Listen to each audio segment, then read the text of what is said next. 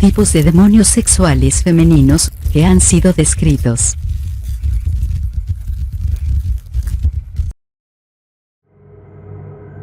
Hermana de Tubal, el laborioso nieto de Caín, que enseñó a los hombres el arte de forjar los metales, e integrante por lo tanto de la más antigua genealogía de los perdedores del Edén. Es un súcubo singular, ya que permanece encarnada en un cuerpo humano desde hace miles de años. Ejerce la vida cotidiana de una vulgar mortal, pero pasado un tiempo debe desaparecer de los lugares que frecuenta para no despertar sospechas sobre su incorruptible lozanía. Se cree por eso que es ella, la reiterada protagonista de historias de mujeres fantasmales, forasteras perpetuas, que luego de encender amores, y provocar escándalos y disturbios, huyen dejando tras de sí tan solo el vago rastro de la incertidumbre, y la leyenda. Ciertas tradiciones talmúdicas, la consideran una de las 4 madres primordiales de los ángeles caídos, pero pese a su extensa relación con los mortales, en su sexualidad humana es irremediablemente estéril. Para agregar un dato curioso, al menos para los amantes de las paradojas y las lenguas, diremos que el nombre de esta demonia significa la que otorga el consuelo.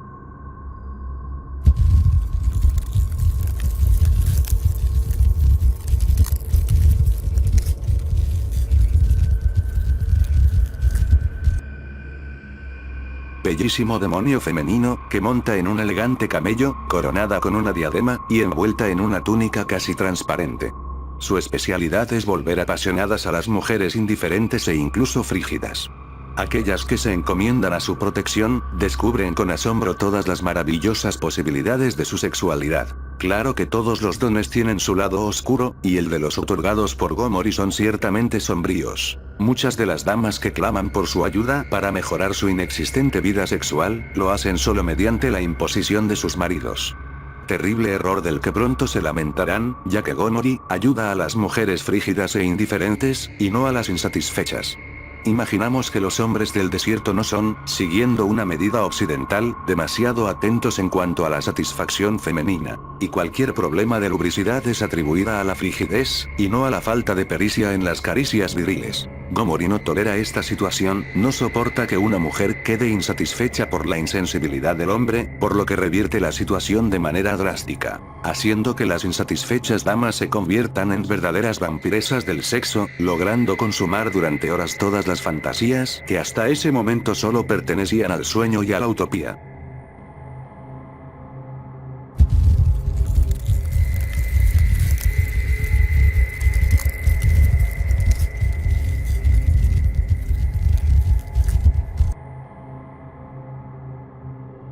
Uno de los demonios femeninos más comunes provenientes del período de la época medieval. Esta es una demonia, que se dedica a seducir a los hombres pobres de espíritu, principalmente a los campesinos y gente de poca educación, tomando siempre la forma de una mujer muy hermosa que los cautiva, los seduce, y dispone de ellos a su antojo, llevándolos a cometer verdaderas locuras. Nicolas Remy la describe como una mezcla de prudente respeto y de temor, aporta un dato que oscila entre la crítica y el elogio, según cómo se lo interprete. Al momento de su aparición, y con solo contemplarla, todos los miembros del observador se vuelven rígidos. Se dice que en ningún caso es recomendable convocar a esta súcubo, ya que las consecuencias pueden ser mortales. Para soslayar sus padecimientos, ya que Abrael suele agotar rápido la vitalidad que su presencia otorga. Como también se afirma que para aquellos que suelen despertarse con una erección, pasan a ser víctimas nocturnas de esta demonia, y que una vez eso, ya nada se puede hacer para remediarlo.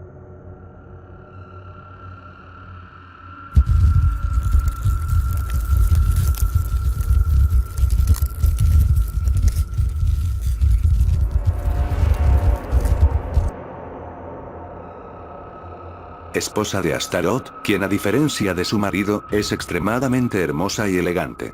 De Plancy, en su diccionario infernal, nos informa que luce unos cuernos en forma de media luna. Asimilada a los cultos semíticos, de Astarte, o de Ishtar, los fenicios la colocaron al frente de los ritos venéreos, y consideraron su vagina como el centro del universo.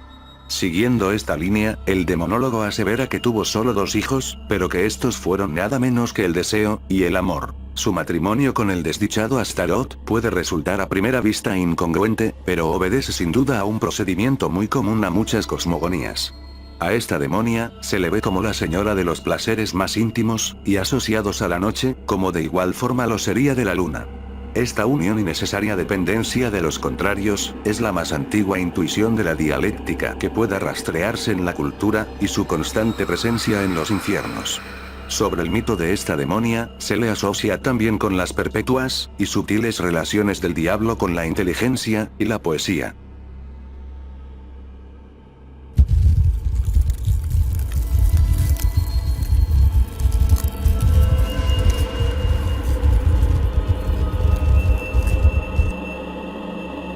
Para diversas lenguas semíticas, su nombre se identifica al de las palmeras. En la Biblia aparece en varias ocasiones, siempre asociada a la frustración, o al maltrato de la condición femenina. Casada con Onán, el gran masturbador, este se negaba a poseerla, por lo que tuvo que seducir a su suegro, disfrazada de prostituta, como único medio de acceder a la maternidad. En el libro de Samuel, su incestuoso hermano Amnón, se finge enfermo para que ella lo visite en su alcoba, donde procede a violarla, y luego a repudiarla, haciéndola responsable de la consumación de su pecaminoso deseo.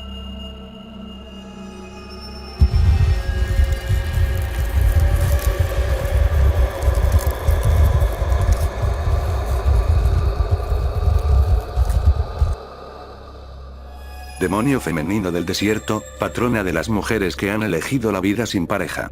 Pero también de las condenadas a ese estado, por temor a los riesgos que supone la entrega, y las imprevisibles servidumbres que acompañan al amor. Hostiga con particular dedicación a los melancólicos, y en las áridas planicies de Arabia. A ella se le conoce como el espíritu de la soledad. Se cree que tiene potestad sobre otros demonios pequeños e indiscretos de los desiertos árabes. Sus adeptas le otorgaban toda clase de ofrendas frutales, y ella a cambio les otorgaba el consuelo ante la desesperación de la soledad, y ante el horror que supone encontrarse en la penumbra, de no sentir la calidez de otro cuerpo en el lecho.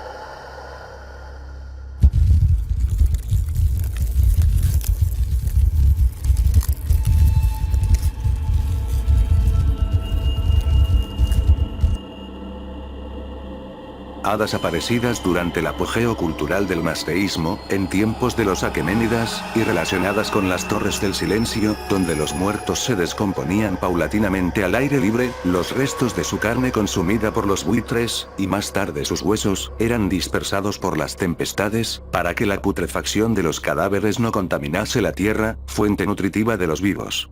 Se las imaginaba como intermediarias entre el inevitable fin de la experiencia humana, y el ansiado pero indescriptible lugar donde aguardaba la vida eterna, encargadas de que el tránsito de lo finito, a lo desconocido fuese lo más plácido posible. Durante la Edad Media se las conocía como las hadas de la muerte.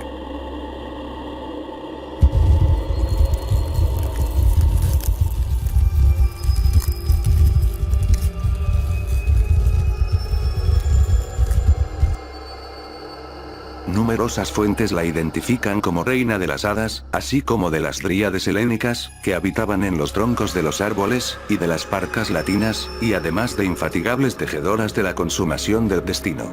Se afirma que suele enamorarse de los hombres, y nunca da órdenes sino que solicita reclamos, casi siempre en tono apacible. Pero si sus súplicas no son atendidas, su respuesta puede ser feroz. Abundan las leyendas de varones indiferentes, o apresurados, convertidos en piedra por no atender a sus ruegos. Emparentadas con las vírgenes druidesas de los celtas, las hadas siempre tuvieron esa doble substancia que las mitologías otorgan al principio femenino de la naturaleza, tambaleando entre la procreación y el exterminio. No en vano, la cultura griega las identificó con las ninfas, afables protectoras de todo lo viviente, pero también con las moiras, cuya sigilosa presencia recordaba el inexorable cumplimiento del devenir humano, que concluye con la muerte. Una de las cosas que más se habla de su mitología, es sobre su seductora personalidad que acabó abriéndose camino en la historia. En sus crónicas bretonas, Villiers de Lancroix, afirma que se le apareció a Juana de Arco, en su bosque natal de Domremy, para confirmarle la certeza de sus revelaciones y evidencias, y a partir de las baladas de antaño, de François Villon. También desde ese entonces, varios poetas la convirtieron en amiga y confidente de la doncella de Orleans.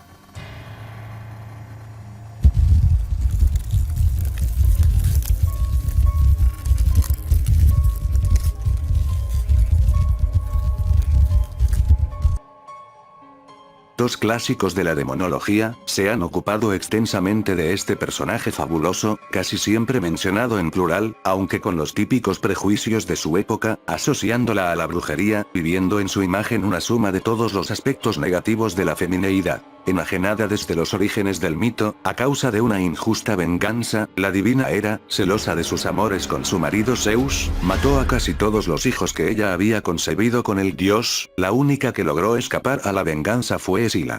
Lamia y sus padres se cebaron desde entonces en los niños ajenos, y en sus padres, vampirizando a los pequeños, y seduciendo hasta la demencia a los adultos, en represalia por sus hijos perdidos, y por despecho hacia la deidad que la gozó en el lecho, pero que no se dignó a defenderla de la cólera celeste. Se la conocía también bajo el nombre de Anata, y una de sus curiosas habilidades consistía en poder quitarse los ojos a voluntad. Incluso llegó a ayudar a varios héroes prestándole sus globos oculares. Bajo el nombre de Empusa adquirió, ya entre los romanos, la característica central con la que su sombra ha llegado hasta nosotros. Es la enemiga del género masculino, al que hace responsable del maltrato y de la discriminación que en general padecen las mujeres. De igual forma, ha sido conocida como la devoradora de hombres, ya que su leyenda la acusa literalmente de comérselos, luego de cautivarlos con una belleza que nunca otorga a lo que promete, y de atraerlos para consumar sus propósitos a lugares desiertos. La moderna simbología ha querido ver en esta singular demonia, el arquetipo del temor ancestral de los varones ante el misterio de lo femenino, y también la famosa, y explícita metáfora freudiana sobre la vagina dentada. El etnólogo, Leo Frobenius, en su creación, Mitologías del Atlántico, y más tarde, Carl Jung, en su trabajo investigativo, Transformaciones y símbolos de la libido, han hecho algunas interpretaciones, y la relacionan asimismo con el lamio, pez abisal de los mares ibéricos, famoso por su voracidad.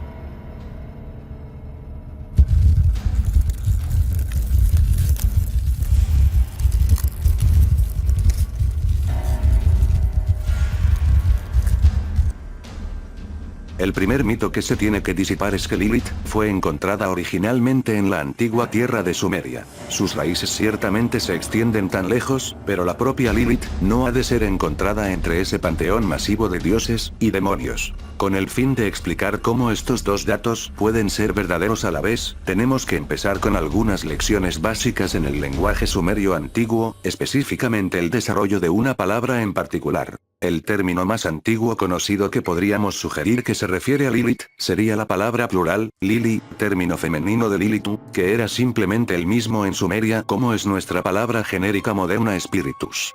Se creía que estas demonias nocturnas eran la causa de los sueños eróticos, por cuyo medio robaban semen al macho, y la vitalidad espiritual. La mitología de Lilith es fascinante.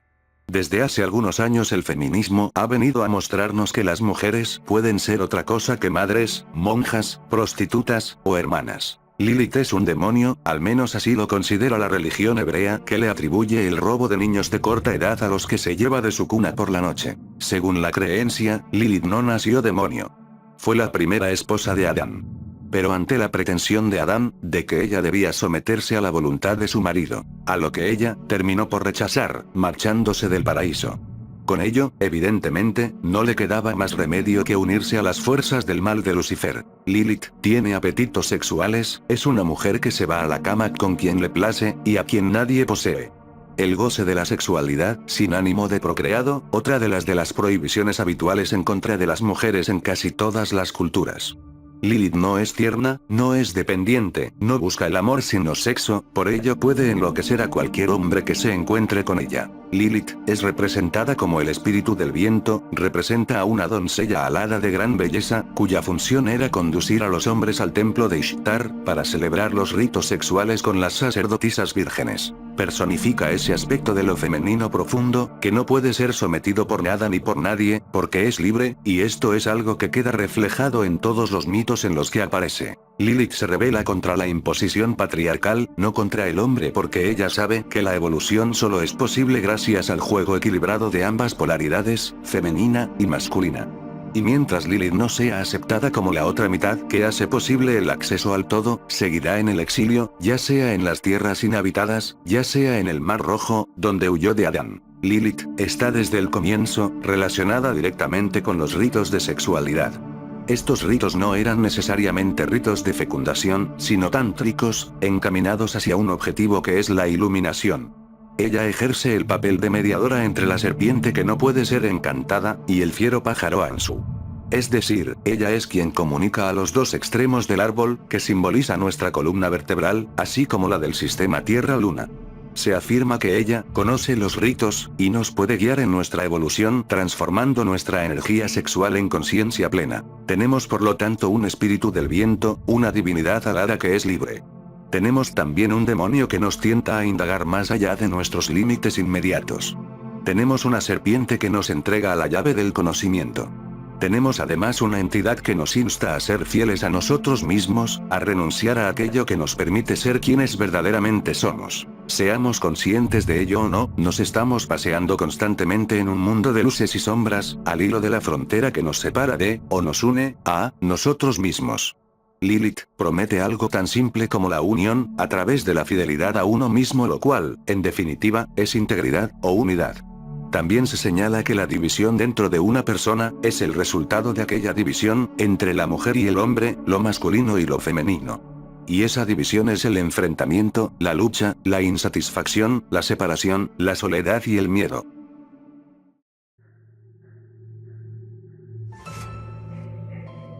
Muy bien amigos de YouTube, no se olviden en darle manita arriba por si les gustó el video, comenten y los invito a suscribirse por si aún no lo han hecho. Les agradezco por los buenos comentarios por mis anteriores videos, eso me motiva para seguir subiendo material con variedad de temas. Pueden seguirme de igual forma a través de mis redes sociales, como en Twitter, y darle un me gusta a mi página de Facebook, que estoy dejando habitualmente en la descripción de los videos que he ido subiendo. Los estaré esperando en el próximo video que compartiré con ustedes. Bueno amigos, se despide Esteban Molech y hasta pronto.